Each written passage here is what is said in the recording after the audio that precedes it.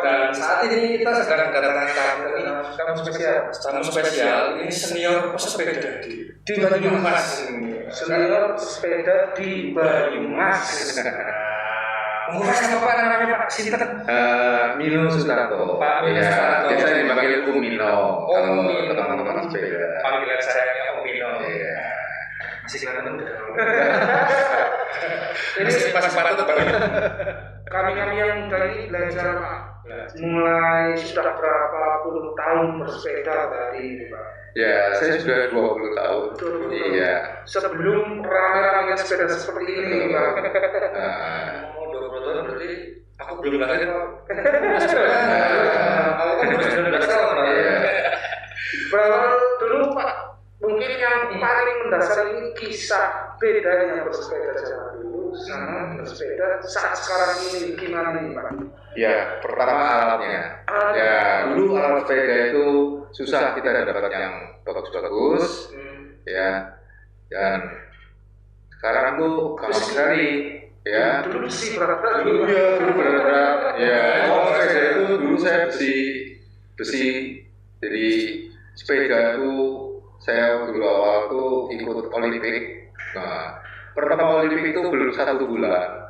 Ya, saya istilahnya di peloncok gitu. Nah, itu Olimpik memang begitu. Iya, begitu. Berarti Awalnya dulu itu. Olimpik itu pertama di Purwokerto Pak? Saya pertama ikut ya. Iya, Olimpik itu. Tahun berapa? Itu tahun 2000. Tahun 2000 ya? Iya.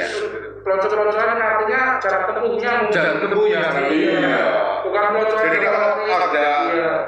pegawai baru yang mau masuk ke situ, lah terus diajar jarak jauh. Lah jarak tempuhnya waktu itu kan kita pakai sepedanya masih sepeda besi ya, sepeda aluminium gitu ya.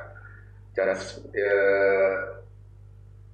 speednya aja masih 7 gitu. Ya, itu masih 7 gitu. Wah, itu masih kuno. Bisa dibayangkan. Itu diajar dari Purwokerto langsung ke Banjarnegara naik terus sampai pertigaan yang mau ke Perembun. Nah itu ada Sintang. Dari pagi itu goe terus sampai di Perembun itu jam 4:30 sore. Iya, masuk Perembun. Itu agar bisa masuk klub Olimpik Betul. tahun 2000 ya Pak? Iya. Sekarang beda sekali ya. Peloncoannya lumayan dahsyat juga ya Pak. Iya, itu memang Sepeda baru langsung ke sana ke Bumen. Sampai sekarang masih klub Olimpik Purwokerto. sekarang klub Olimpik masih ada. Ya masih menerapkan standar itu kalau ada teman baru yang mau ikut gabung masih dikontrol Enggak. Sudah lebih ya. Beda zaman. Tapi mungkin jarak tempuhnya sekarang memang lebih luas, berbeda dengan yang dulu. Kalau dulu lebih panjang, tapi memang pakai alat yang masih tua-tua. Sekarang kan sudah enak. Benar. Iya, sekarang orang kuat sepeda itu nggak perlu kayak dulu, nggak perlu seperti dulu, nggak perlu seperti latihan seperti dulu tuh kita harus betul-betul kaki harus kuat, stamina harus bagus, baru bisa tempuh jarak jauh. Sekarang kurang lebih orang tuh belum ada 1 tahun, dia tempuh 100 kilo, 120 kilo tuh sudah bisa. Karena didukung oleh alatnya. Ya, alat itu udah semakin canggih, semakin enteng gitu. Berapa Pak sampai jumlah anggotanya sampai sekarang Pak? Kalau yang di komunitas Olimpik Banyumas ini? Kalau Olimpik sih Banyumas, ini yang saya kan udah ada 5 tahun ya, udah mengikuti ya, jadi kurang paham itu. Tapi mereka masih hari Minggu masih eksis, ya. Setiap hari Minggu ya. Karena saya ada punya pandangan sendiri. Jadi kalau kita ikut klub-klub itu nggak ada salahnya kita tuh mencoba masuk ke klub-klub yang baru-baru. Jadi menambah wawasan, menambah teman dan mendapat pengalaman yang lebih segar. Yang baru-baru ya, baru juga ya, jadi ada yang ngomong ya berarti ya istilahnya. Berarti sekarang Bapak usianya berapa Pak? 64. 64. Iya. 64 tahun dalam satu hari goes berapa kilometer Pak? Rata-rata dalam 1 bulan lebih dari 1.250. 1.250 rata-rata. kilometer. Iya. 1 bulan. 1 bulan, ya. Bisa dibayangkan bisa kemudian bagi 3 bulan Bagi bisa 3 bulan. minimal Iya. 40 kilometeran. 40 40 kilometer di usia 64 Ya. Padahal berapa kilometer? Jangan banyak. Jangan ditanya maksudnya.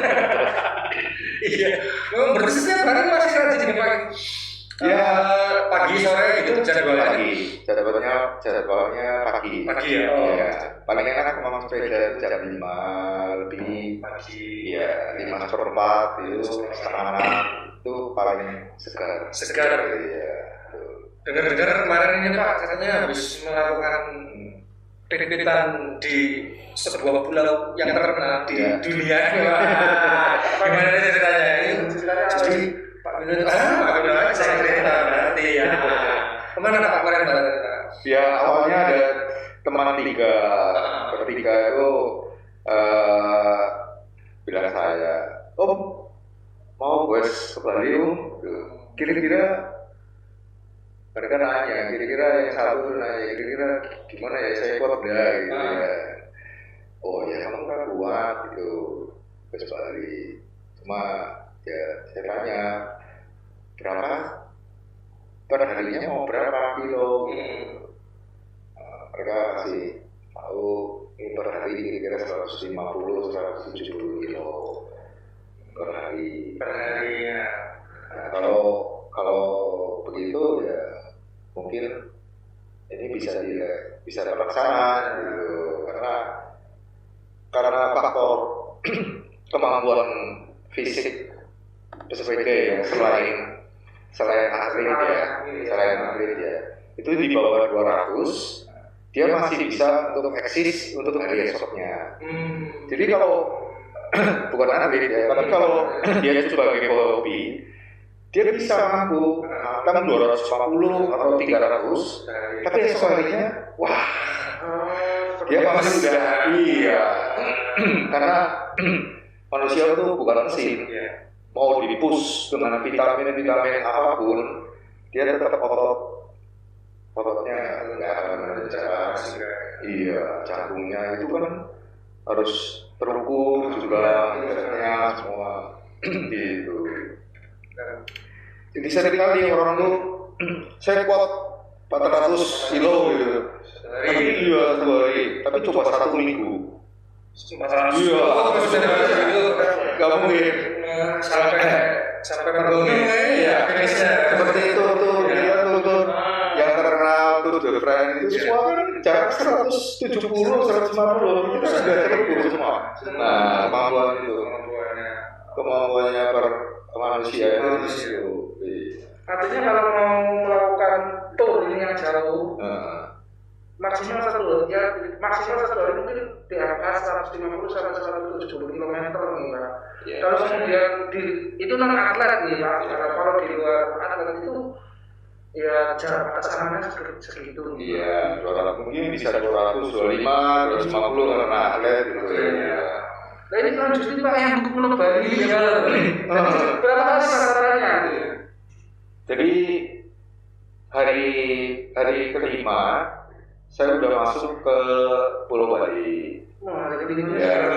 Jadi startnya Purwokerto. Startnya Purwokerto, terus Hari pertama Purwokerto, Jogja. Purwokerto Jogja. Iya. Hari keduanya Jogja, Madiun. Jogja Madiun. Iya. Hari ketiganya Iya, Madiun, Pasuruan. Iya. Pasuruan, Jember. Iya. Jember, langsung Banyuwangi, nyebrang langsung ke negara. Iya. Negara baru ke Denpasar. Iya, 6 hari kalau sampai sana. kelima. Hari kelima udah sampai sana. Luar biasa.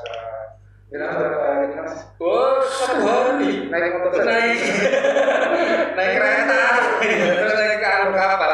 Oh, berarti itu seharinya berapa jam kira-kira rata-ratanya Pak? Bersepedanya? Ya, 2 hari. Moving time-nya itu berkisar 7 jam lah, 6 jam 7 jam. 6-7 jam Ya, moving time-nya. moving time-nya. Di Dengan sana. total istirahat, ada kendala panas, ada kendala hujan, bisa sampai Rata-rata sehari Tambah. mintanya 6-7 jam. iya, bisa sampai 10 jam. Iya, Enggak salah. ya kalau capek-capek, iya, capek-capek, tapi masih dalam batas capeknya itu masih batas kita tuh seperti latihan berat gitu loh. Iya. Artinya istirahat mungkin semalam, Malam. besok pagi sudah berat lagi. Iya. Tidak memforsir banget seperti itu. Iya. Untuk latihan Pak, kalau misal perjalananmu hari ini Iya. sebulan sebelumnya atau 2 bulan sebelumnya sudah disiapkan fisiknya atau seperti apa Pak? Sebetulnya kalau yang sudah latihan rutin ya, seperti seminggu itu 5 hari seperti itu ya. Ini kan memang sudah Itu hanya dicoba 4 hari itu 5 hari itu kita push 100 lebih. Nah, coba kemampuan kita rasain. Nah, di situ itu latihannya seperti itu. Tapi kalau biasa latihan hari-hari biasa kan seminggu kan selang-seling, ada yang 100 kilo, besok cuma 50. Apalagi kayak berbeda cuaca gitu segala macam ya. Itu cuaca dan jalan-jalan kan kita nggak hafal, ada naik turun, rolling seperti itu ya. Berarti maksudnya apa ya, kejutan juga ya Pak? Iya. Ini jarak jauh nggak ngerti di depan medan. Iya. Tanjakan apa turunan kayak lurus Iya. gitu. Cuma kita tahunya dari kilometer. Oh, ini kurang berapa kilo? Itu ada pengawalan nggak sih sampai ke Bali? Sebetulnya bukan dikawal, cuma ada mobil loading. Iya, ada mobil loading yang untuk membawa tas, koper, pakaian, lalu ada nanti setelah sampai di Bali, dia memang siap untuk loading untuk sepeda untuk bawa pulang. ada istilahnya kru lah ya Pak. Iya. Safety juga. Kalau Mas Tatang yang naik loadingnya Pak? Yang naik Kita lihat pernah sepeda. Gimana rasanya Pak sepeda di Bali Pak? Wah, di Bali itu jalan-jalan tuh lebih halus. Jalan lebih halus. Lebih halus. Iya, jalan lebih halus. Itu masalah yang sering jadi kesenangan dari cyclist itu. Baik pokoknya kalau jalannya mulus, halus gitu ya, kita enjoy sekali, enak sekali sepedanya. Terus kalau di Bali kita kan nginepnya di Denpasar dan Selatan, jadi cenderung kalau keluar itu ketemunya tanjakan. Berarti banyak tanjakan. Iya, banyak tanjakannya. Harus mental aja. Terus kalau gue ke pinggir pantai, wah itu banyak angin sekali. Tapi view-nya bagus sekali. View-nya bagus sekali. Saya kembali study kalau kita sendiri sekarang mungkin udah 20 tahun ya bersepeda. Yang pengalaman yang paling berkesan kalau bersepeda kan pasti kalian pernah tur ke Bali, ke Bandung, Jogja, mana lagi kecamatan mungkin udah pernah keluar pulau kayak gitu. Sudah pernah sebelumnya? Selain Bali ya belum ada. Ya. Tapi yang paling kesukaan itu waktu dari Purwokerto ke Bandung dalam ditempuh 1 hari. Purwokerto ke Bandung 1 hari. Purwokerto ke Bandung 1 hari Pak. Betul. Naik motor bisa 20 jam. Misalnya lagi asik ketika mendengar pura-pura ke Bandung satu hari saya langsung benar itu Pak, Pak. Itu di usia saya yang 60.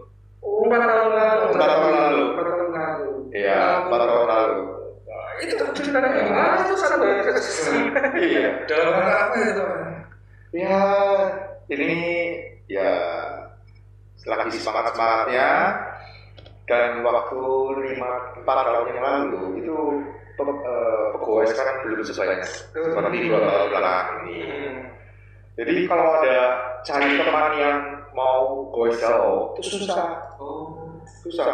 Jadi akhirnya saya hanya ada teman yang usia di bawah 20 tahun, di bawah 25 tahun yang pengen ke sana. Ya udah saya ikut aja, karena saya udah tahu ini bakalan speed saya, kebutuhan saya pasti akan tertinggal.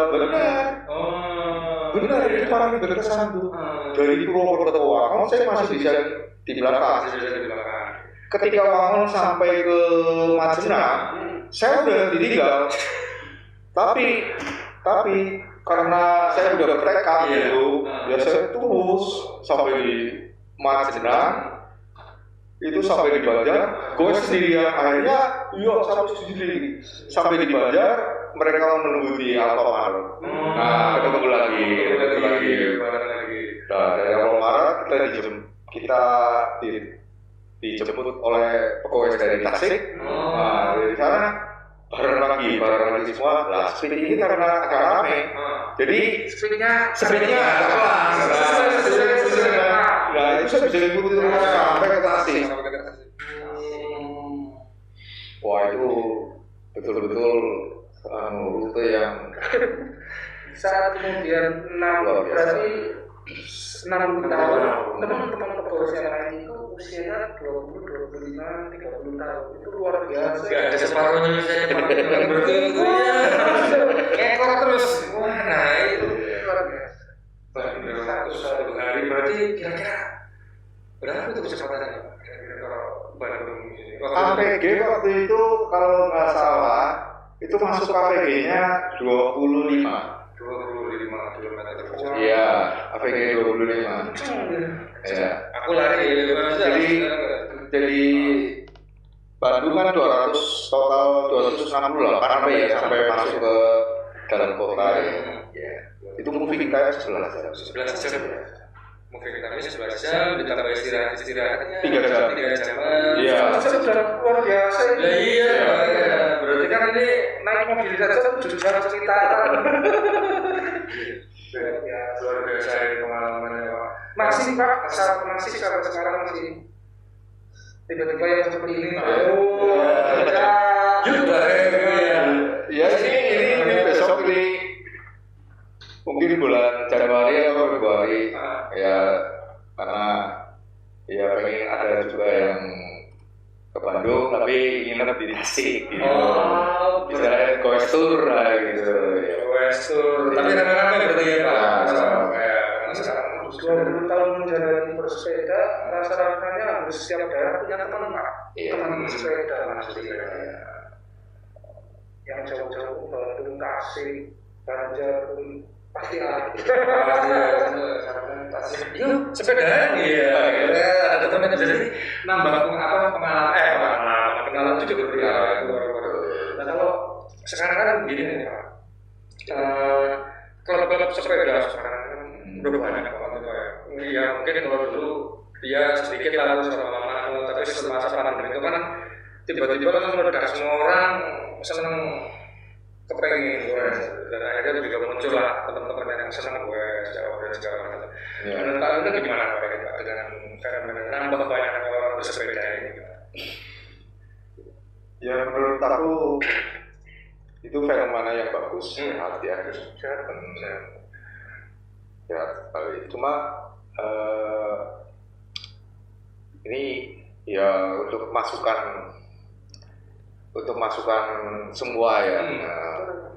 Itu dari jalanan yang diperuntukkan untuk sepeda itu untuk di sekitar kita Kabupaten Banyumas ya, itu masih banyak yang berlubang, kemudian tambal jalannya itu yang gak kasar gitu lah, itu Tidak rata, membahayakan, itu betul banget lah. betul, itu membahayakan sekali untuk gowes-gowes baru. ya. Ya, kalau yang lama sih udah hafal. Iya, apa Iya, wah di saat depan sana, wah ada lubang kita udah tahu. Iya. Om Mino ini apa ini di Jalan Jackson? Iya, berapa lubang gitu. Nanti dulu, wah ini 17 lubang nih. Wah, ya berarti emang itu ya bisa memang mengakibatkan kecelakaan juga ya. Betul. Iya, kejauhan. kenyamanan juga. Jadi ya pasti para pegawai itu berharap sekali. Jadi untuk lingkungan Banyumas, Purbalingga, Cilacap itu semua tuh jalan untuk jalanan itu terutama itu ya yang jalan setengah meter 1 meter itu dari bawah itu. Itu sering rusak, gelunjang gini, itu tuh bahaya. Karena yang bergelombang itu justru di pinggir sebenarnya. Tengah masih ada. Iya benar. Pinggir yang bergelombang. Betul sekali. Nah, proses Banyumasan. Padahal di situ tempatnya biasanya lewat sepeda. Nggak mungkin juga sepeda di tengah. Iya, dikelaksonin sama yang lain. Iya. Gimana Pak kalau ini apa? Kan sekarang ini untuk fasilitas bersepeda gitu kalau di Purwokerto ini sudah kira-kira sudah belum sih? Sudah marem belum? Yang mantap jalur sepeda kan sudah ada. Tapi baru di kota ya. Iya, baru di kota. Ya itu. Jadi kalau untuk kota itu mungkin yang sering saya pantau, saya lihat itu ya, itu belum maksimal. Mereka itu memakai jalur itu karena beberapa pegawai, beberapa pesepeda itu kalau hanya dalam kota dengan jarak 20 kilo itu belum masuk. Nah, ini belum masuk. Bapak Pemkab lah. Jalur bersepeda kurang masuk ini ya. Belum masuk itu. Berarti sekalian mungkin sampai Kembaran. Paling enggak, sampai minimal sampai Purbalingga. Ya, 40 kilo. 30 kilo. Nanti biar Purbalingga juga menyusul jalurnya satu. Iya. Itu luar biasa itu baru nyambung jadi latihannya masuk dan kalori yang terbakar juga masuk gitu. Semakin banyak. Jadi kalau memang mau dibikin jalur sepeda ya jangan terlalu pendek. Diperlebar ya mungkin bisa sampai ke Gerilya ya di sini ya. Terus naik lagi mungkin bisa sampai ke Riyato. Nah, pertimbangannya adalah ketika 20 km tembaknya iya. Karena muter 10 kilo itu dekat sekali. Iya. Dalam kota itu 10 kilo bener. Nggak kerasa. Kalau lihat jalur hijaunya kemarin nggak ada 10 kilo. Nggak ada 10 kilo. Iya, itu kan. Kalau jalan baru itu kan memang wacananya kan mau ada juga kan jalur untuk sepedanya ya. Sudah. Iya, tapi kan belum boleh dipakai ya jalan apa? Gerbang waktu mau depan SMP 1 gitu kan. Bertahap lah. Iya. Itu akan semakin banyak juga berarti kan jalur sepeda ini. Bagus ini. Artinya memang saya malah baru kepikiran Pak kalau kemudian jalur sepeda di kota itu cuma 10 km bagi para pegawai itu kurang. Sangat kurang, baru kepikiran malah. Ya nanti kita bikinkan beritanya ya. Ini harus diperpanjang ini jalur sepedanya. Artinya setidaknya ada satu jalur yang kemudian keluar kota di wilayah pinggiran, kecamatan pinggiran itu, kecamatan pinggir kota ya maksudnya. Sekalian saja nih Pak. Iya, seperti kayak jalan Sultan Agung. Sultan Agung. Iya, kalau bisa itu ambil kita tuh jalur sepeda, ambil itu dari kiri. Biar kita nggak melewati simpangan lampu merah kita ke kanan seperti itu kan. Nah, kalau belok kiri, jadi ada pertigaan, ada perempatan, kira belok kiri. Nah, itu bagus sekali. Lebih safety juga ya buat lebih safety untuk kita, untuk pengendara sepeda. Dan kita nggak nyebrang sampai ke tengah seperti itu. itu nggak kepikiran itu kan kalau nggak sepeda, kalau nggak punya pengalaman sepeda nggak kepikiran. Iya.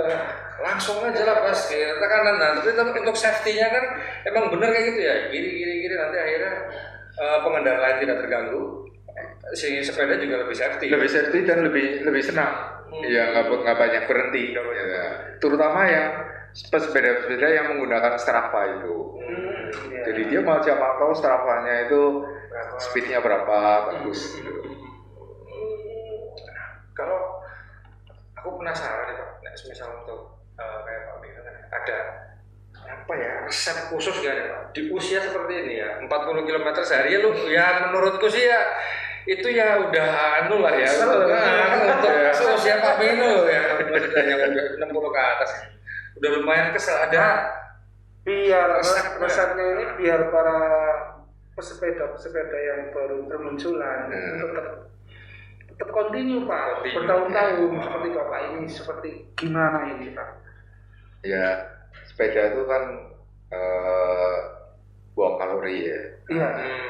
Kita isi dimbangi dengan asupan makanan, vitamin itu yang sesuai gitu, mencukupi. Jangan sampai kita tuh drop. Ya, jangan sampai kita minus. Itu resepnya itu. Artinya kalau mau bersepeda ya lihat kalorinya berapa yang dibuang, yang masuk juga harus seimbang. Intinya jangan terforsir kalau seperti itu ya. Kalau terforsir keluar banyak sekali kalorinya, besoknya malah udah terkapar. Kayak gitu ya Pak. Kalau berhenti sepedaan deh.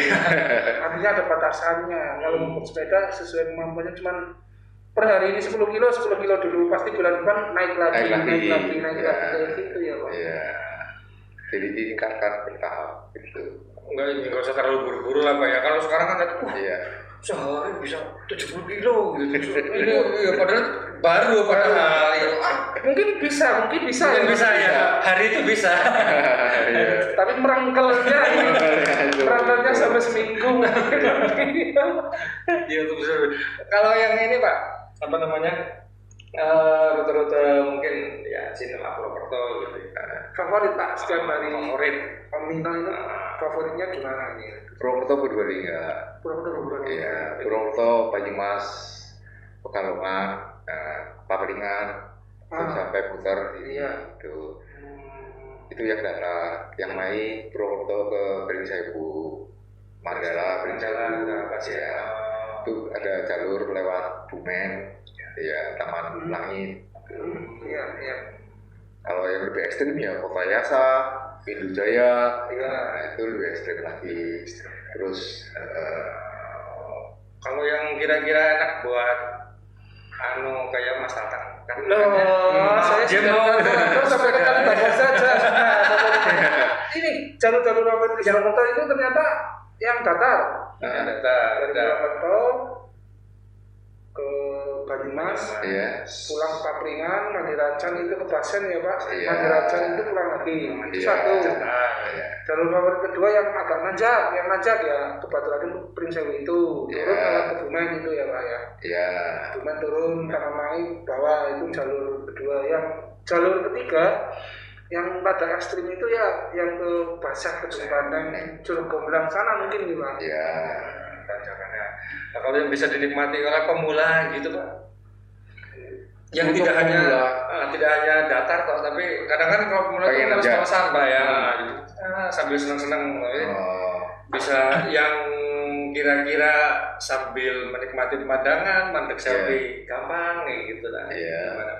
Ya itu ke jalur Kopi Keprok itu bagus. Oh iya. Naik aja ke situ. Sumbang. Iya, Sumbang sampai Manayo. Manayo. Dari situ bagus. Iya. Akhirnya jatuh ke Limpakus ya Pak. Iya. Sampai situ tuh. Baturan jadi ya itu sekaligus ya pelesiran berarti ya. Nah kalau dulu itu Pak, kan jalan belum kayak sekarang ya Pak ya. Dulu waktu Pak Bino awal ya. Masih banyak jalan yang terus kemudian Mungkin nggak sebagus sekarang, apa malah justru dulu itu jalannya lebih bagus daripada sekarang? Ya sekarang lebih bagus. Oh sekarang lebih bagus ya. Ya soalnya sekarang kan juga kendaraan banyak yang berat-berat ya. Nah kalau dulu kan jarang ada kendaraan berat ya mungkin ya. Nah kalau itu jalan gitu sini Purbalingga itu kan dilalui kendaraan berat. Ya. Kalau kayak saya gitu yang masih pemula gitu kan, kadang naik motor aja suka takut pak. Ya. Bus truk apa bis segala macam. Lah ini untuk naik sepeda tipsnya gimana pak? Biar nggak terus kemudian ya tetap safety gitu meskipun di antara kendaraan besar yang lewat gitu. Pertama kita tuh berpelotor. Ya dianjurkan minimal berdua atau bertiga. Jangan sendiri. Jangan Kalau sendiri. sampai kalau nggak kepaksa jangan sendirian. Tuh untuk jalan ke yang tadi banyak kendaraan yang besar-besar. Sama itu. Nah kedua setelah pelotor kita jaga jarak dan rapi satu-satu. Rapi sama. Ya satu Dari belakang ya. Jangan jajaran. Iya. Itu. Nah, ketiga itu jarak dari sepeda ke bahu jalan. Itu jangan terlalu pinggir ke tanahnya. ke tanahnya. Iya, jangan terlalu pinggir. Jadi kalau dalam keadaan sepi, kita ambil itu antara 1 meter 1,5 meter dari bawah jalan. Kita kalau kedengaran ada mobil, ada motor, nah itu kita ambil 1 meter. Iya. 1 meter, 80 1 meter itu paling safe. Iya, paling safe. Berarti lagi bersepeda juga dengan buri truk ya, gere gitu ya. Jadi nggak Ada feeling seperti itu ya. Iya betul. Karena kalau kita terlalu bau ke kiri, ya cenderung kan kendaraan yang melewati kita itu cenderung dia akan nyalip dengan cenderung mepet kan. Kita kepepet kita malah bisa jatuh ke bawah. Nggak ada sisa lagi. Nggak ada sisa lagi. Minggir ya. Kalau dia mepet kita masih ada sisa setengah meter di sini. Itu ya. Nah itu ya nggak kepikiran kalau ya.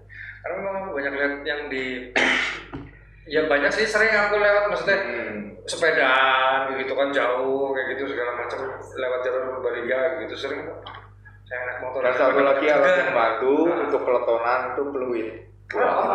Peluit. Iya. Kenapa itu? Karena peluit itu akan memberi tanda bahwa sesama pegawai itu harus awas hati-hati. Ya. Kedua kita bunyikan peluit. Pengendara mobil, pengendara sepeda motor yang dekat-dekat kita, iya itu ada suara peluit. Iya, untuk memberitahu juga ya karena naik motor kan naik sepeda kan nggak ada suaranya ya. Sama motor ya. Rata-rata kalau sepeda balap kan nggak ada apa? Iya, nggak ada klaksonnya. Itu sepeda kan nggak ada kan gitu. Kalau untuk motor kan ada suaranya, motor. Ya, kalau sepeda kan tahu udah ada. Berarti peluit memang multifungsi. Iya, itu. Selain untuk pas bergaris, di parkiran banyak banget Naik ya. gunung itu harus ada peluit juga. Oh iya, Bang. Naik gunung itu kalau hilang, kita di sana kayak gitu. Sama berarti ya, Sama. fungsinya bersama. Naik gunung. Pak, berarti kalau dulu aku malah tertarik Pak. Dulu senior-seniornya Pak Mino ini yang waktu itu mempelonco Pak Mino dulu waktu masih aktif bersepeda juga. Ada beberapa yang sudah nggak aktif. Iya, saya juga menyayangkan teman saya yang sudah ya berhenti itu beda.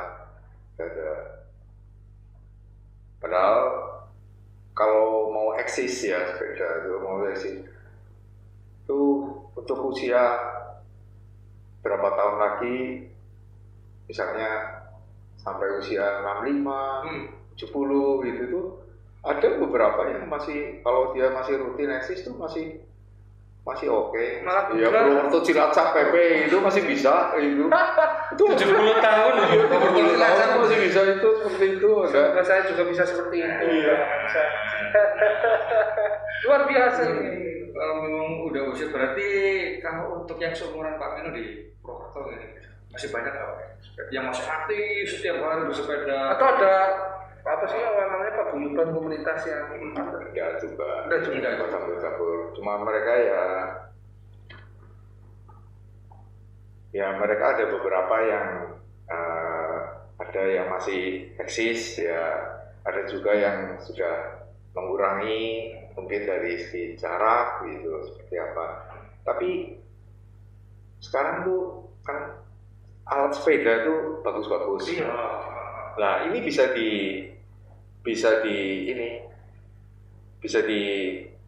upgrade gitu, bisa diakali gitu. Jadi kalau kita memang kemampuan kita sudah mulai menurun, kita upgrade sepeda kita. Iya, upgrade sepeda kita. Jadi misal biar bisa 40 km terus tiap hari ya meskipun stamina-nya udah agak turun, sepedanya kan bisa upgrade juga sepedanya. Nanti dia akan meningkat kemampuannya. Dengan upgrade sepeda itu. Nah, ini tiba-tiba kepikiran Om Nino ini 20 tahun bermain sepeda termahal yang pernah dijumpai itu dari hasil upgrade itu sampai berapa juta atau ratus? Kalau yang saya jumpai yang itu 250. Jumpai ya, teman di Purwokerto. Di Purwokerto, ya, teman di Purwokerto. Wah, kapan-kapan boleh dong dibawa ke sini. Harga rumah itu.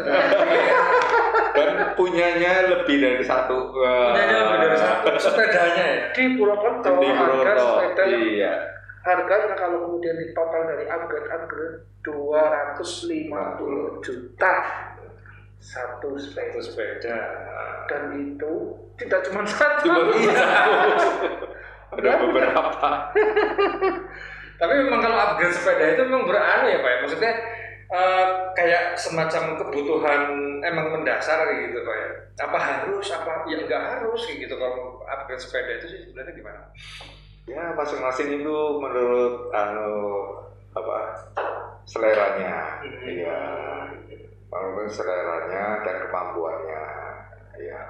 Ada yang mampu tapi dia seleranya nggak mau, nah itu karena dia mengandalkan yang penting kan istilahnya dengkul, dengkul kuat kayak gitu. Padahal dia mampu gitu loh, tapi dia condong ke situ. Ada juga yang ngapain saya tuh berlatih keras-kerasin dengkul seperti apa. Kalau saya upgrade aja saya udah bisa bareng yang kuat-kuat kok. Ya seperti itu. Jadi di sini tuh unik loh.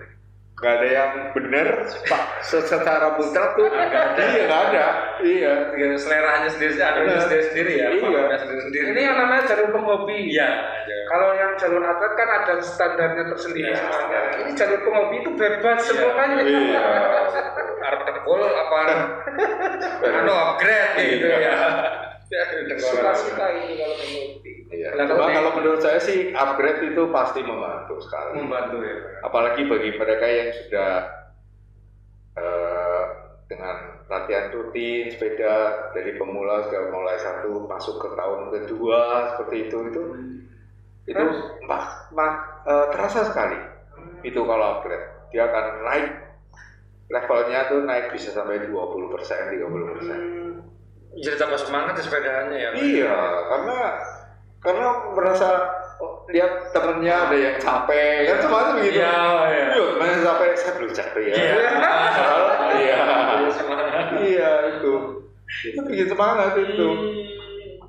Nah kalau untuk yang di sini Pak, misal kayak di Purwokerto gitu,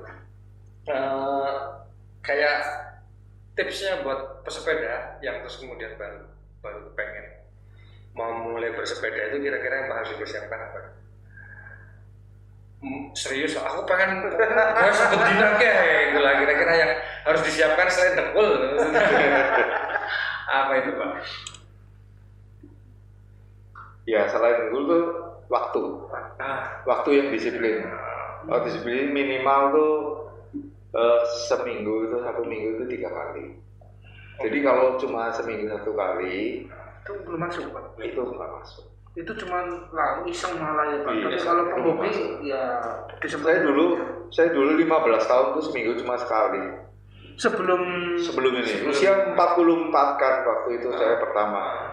Jadi waktu itu seminggu cuma 1 kali 2 kali itu nggak masuk. Padahal pengen seneng, nggak masuk.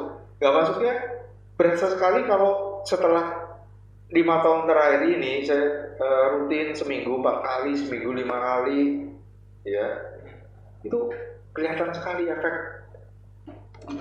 manfaatnya. Iya, itu jadi untuk awal-awal yang suka sepeda, saya sarankan itu. Berarti maksa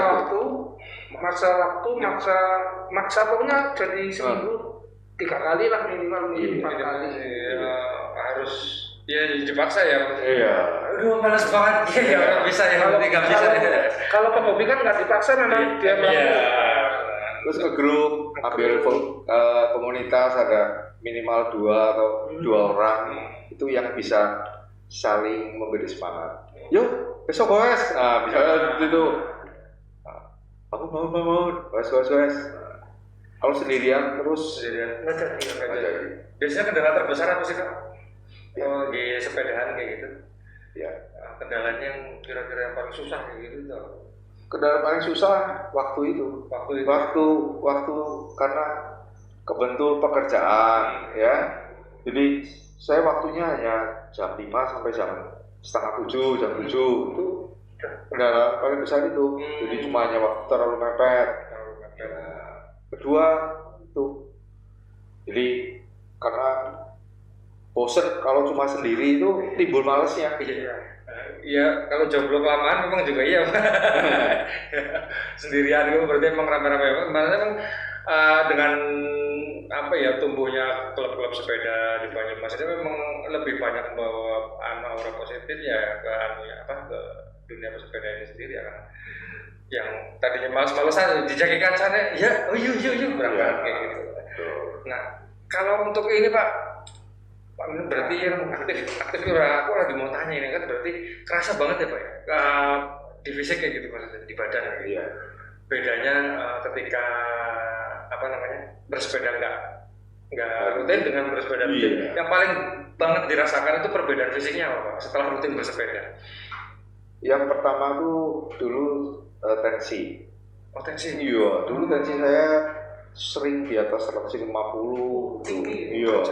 Dan udah 5 tahun saya mesti makan obat tensi. Ya, sekarang normal 140, bawah 80, 135, bawah 80 itu tensi. Terus kedua kolesterol. Iya. Berarti ini malah iya, jadi tambah makan rendang semakin nggak takut. Nggak takut. Bareng rendang kok pipitan gitu. Akhirnya terjaga. Enteng kolesterol itu berarti emang benar-benar kerasa banget ya Pak ya. Maunya tadinya minum obat-obatan sampai sekarang masih berarti konsumsi obatnya Pak? Enggak. Udah enggak berarti udah lepas konsumsi obat. Setiap latihan yang rutin itu, tapi saya tetap kan punya alat ya, tetap tiap hari sering kontrol, jadi pantau lihat ya. Iya. Iya. Ini Pak, terakhir sakit kapan Pak? Terakhir sakit Pak? Oh, Lama mungkin rutin udah nggak inget nih, iya udah gitu. Ini aku pernah sakit nggak ya? Ini gara-gara bersepeda kan berarti. Ya artinya kan kita tahu, ya sepeda ini memang kalau diseriusin kan, ya benar sehat gitu loh, nggak hanya sekedar katanya doang ya Pak ya. Kira gitu. Kalau berarti mungkin harapannya dong Pak ke depan, gimana nih Pak untuk sepeda khususnya di Purwokerto ini, ya di Banyumas ini gitu. ya, yang harapannya yang sudah memulai senang berhobi bersepeda, biarpun yang belum mencapai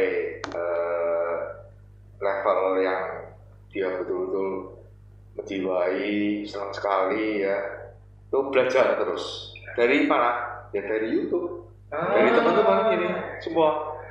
Itu kita belajar dari situ tuh nggak ada habisnya, selalu dapat terbaru info-infonya. Nah, jadi sering-sering setelah belajar jangan hanya teori, kita praktekkan itu pengalaman di jalan, mengatur ritme sepeda kita, Ya, bagusnya sih mempunyai pakai alat bantu untuk seperti motor handbrake. gitu ya. Ya, karena sepeda itu selain otot itu ada jantung juga, ada paru-paru juga, oksigen yang kita masuk. Nah, jadi headrest itu kan penting sekali. Ya, kita penting sekali. Yang belum biasa awal-awalnya dari kita mendengar keluar mereka pingsan, mereka sesek atau seperti apa. Lalu dampingi. Iya, yang pemula-pemula itu dampingi yang senior. Membantu ya Pak ya. Ya pasti itu. Jadi kalau mau sepeda nanti sama Pak Mino kapan mau sepedaan? Iya ngintil ya. Ngintil soalnya di belakang maksudnya. Iya. Terima kasih sekali Pak Mino udah. Iya. Mungkin lain kali teknik-teknik ya, teknik Iya. sepeda yang belum ini. Oke, next time. Lain kali berbagi cerita lagi kan kayaknya kan katanya mau keluar kota lagi nih, touring lagi. Nah, kita tunggu ceritanya. Terima kasih sekali Pak Mino udah Ya, datang ke sini. terima kasih.